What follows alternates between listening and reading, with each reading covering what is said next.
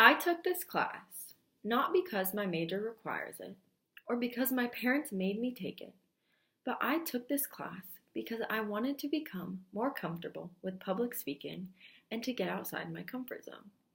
I learned a number of things this semester by staying in this class, but there were four big things that I learned that stood out to me.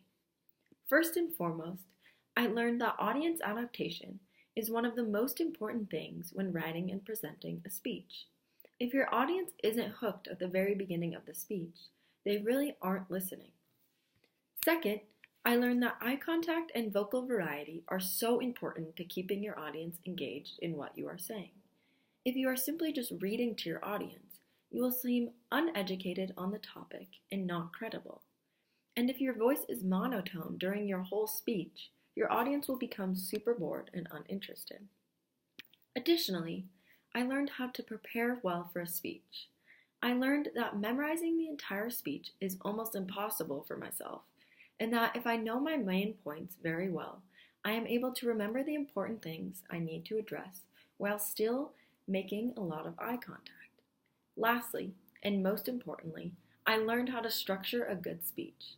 I never thought that being so repetitive in a speech would actually be effective, but after listening to my classmates throughout the semester, it showed me how much easier it is to follow what the speaker is saying when they are being repetitive. So, to wrap it up, the four things I learned were: first, how audience adaptation is extremely important to keeping your listeners engaged. Second, how eye contact and vocal variety play a huge role in credibility. Third, I touched on how I learned to prepare for my speeches effectively. And lastly, I learned about how a key element to a good speech is repetition, which I am currently demonstrating.